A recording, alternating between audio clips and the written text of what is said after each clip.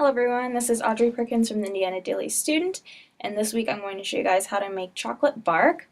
The first step would be to melt the chocolate. I did it in the microwave by going for 20-second stir, 20-second stir, and then continuing with 10-second intervals until the chocolate is fully melted.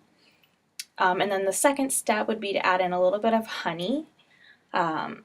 So the key to a good chocolate bark is having a balance of textures because it's a very simple recipe.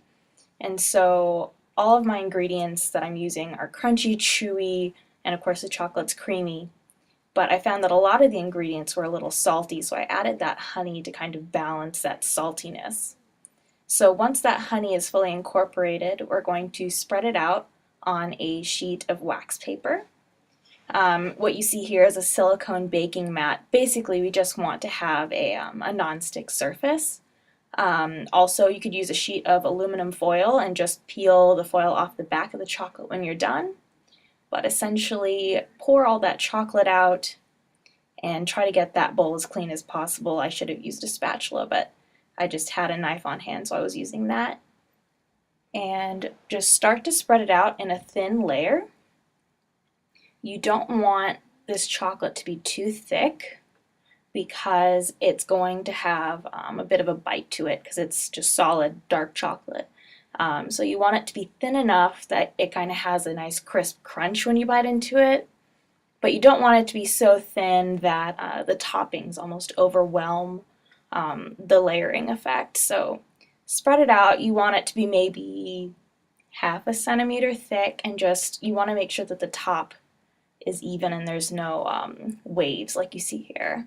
So just take a few minutes to make an even flat surface, and once you are done with that, you're going to take your toppings. And so while I continue spreading it out, I'll go into how you could pick out your toppings. So the key to this, like I said earlier, is balance. So you want to have something crunchy, something chewy. If you didn't want to do pistachio and cranberry and coconut, you could do crystallized ginger, you could do almond, you could even do crushed Oreos.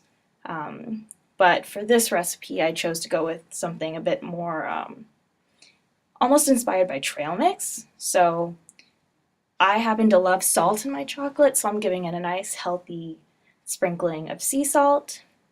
And you want to make sure you work quickly just so that the chocolate doesn't solidify.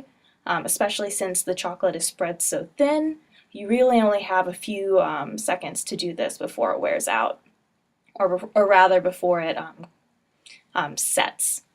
So sprinkle it on, and you can see here that I have a nice good layer of toppings going. And basically the recipe's done. Let it set fully and then chop it up. Enjoy, you guys.